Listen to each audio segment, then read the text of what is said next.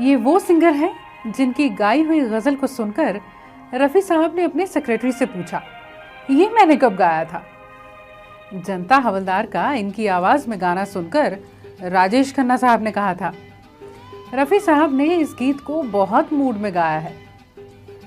कई hit films के कई हिट गीत, लेकिन ये कहते हैं कुछ गलतियां हुई जो अगर ना हुई होती तो शायद सेलिब्रेट करने को और भी लंबा और गीतों से भरपूर करियर होता।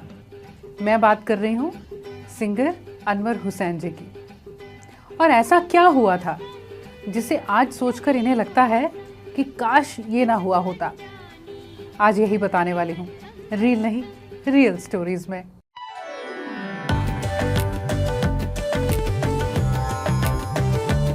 एक म्यूजिक डायरेक्टर हुआ करते थे, कमल राजस्थानी। वो भी स्ट्रगल कर रहे थे। उन्होंने इन्हें सुना तो गाइड करने लगे, किस तरह गाना चाहिए, प्लेबैक सिंगिंग कैसे होती है। और फिर इन्हें एक फिल्म मिली, मेरे गरीब नवाज 1973 की, और इसमें एक गज़ल इन्हें मिली गाने को।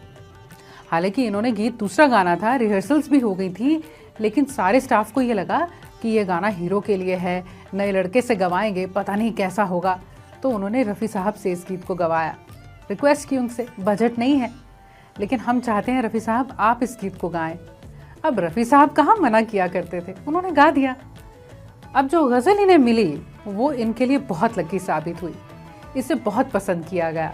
कसमें हम अपनी जान की खाए चले गए। उम्र सिर्फ 20 साल की थी जब ये गज़ल गाई थी, और जब इस गज़ल की रिकॉर्डिंग हो गई और मिक्सिंग पर काम चल रहा था तो इत्तेफाक से रफ़ी साहब उसी स्टूडियो में थे। और इनकी आवाज़ सुनी तो अपने सेक्रेटरी ज़हीर साहब से पूछा, मैंने कब गाया था? तो उन्होंने बताया कि आपकी आवाज़ नहीं है, ये एक नया लड़का है अनवर, उसने गाया है। इसे पसंद किया गया, लेकिन आवाज़ रफ़ी साहब से मिलती थी तो कई लोगों ने कहा कि जब रफ़ी साहब हैं तो हम आपसे क्यों गवाएं। काम नहीं मिल रहा था। ये गए फिर महमूद साहब के पास, उन्हें यही गज़ल सुनाई।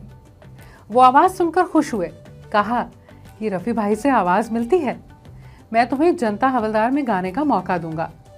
अभी तो कुंवारा बाप बना रहा हूँ। वक्त गुजरा और जनता हवलदार भी बनने लगी, और महमूद साहब ने अनवर साहब को मिलवाया राजेश रोशन से, जो इस फिल्म का म्यूजिक देने वाले थे। उन्होंने रिहर्सल शुरू कर दी। पहला गाना रिकॉर्ड हुआ, तेरी आँखों की चाहत में तो मैं सब कुछ लुटा दूंगा।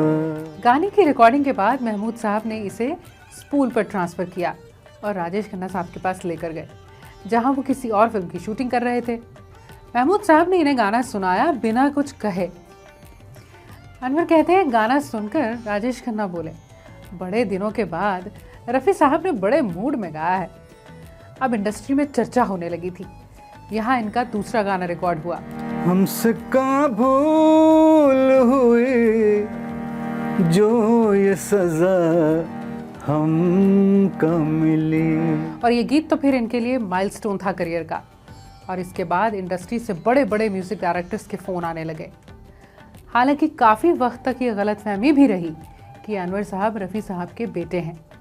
कई मशहूर गाने हुए हैं इनके, वो फिर सोनी महिवाल का सोनी मेरी सोनी गीत हो, सोनी सोनी सोनी मेरी सोनी सोनी, और नहीं कुछ सोनी सोनी, रब से ज्यादा तेरा नाम लेता हूँ,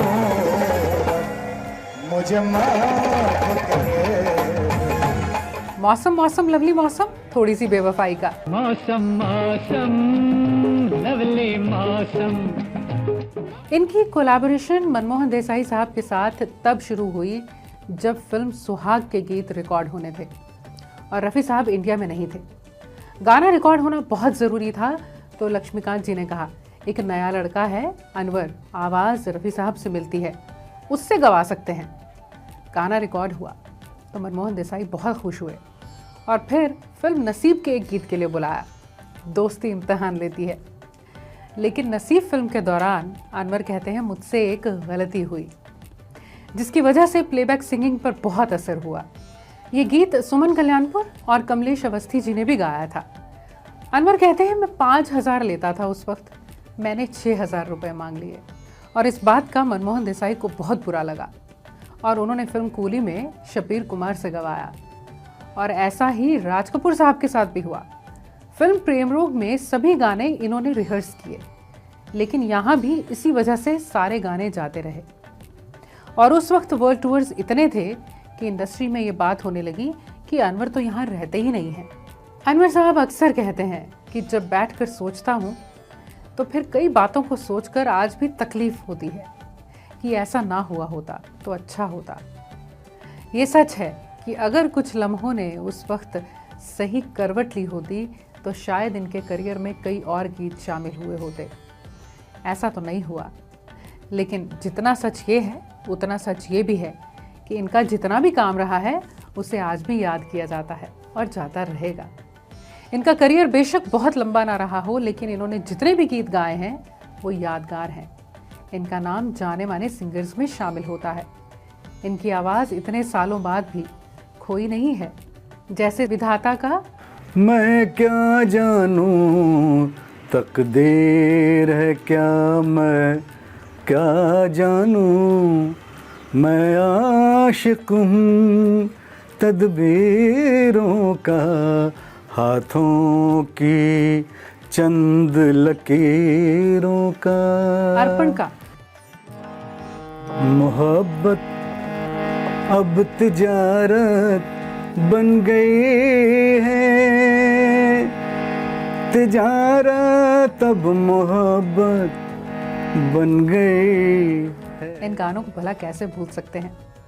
अनवर साहब का आपका कौन सा फेवरेट गीत है उसे ज़रूर कमेंट्स में लिखिएगा।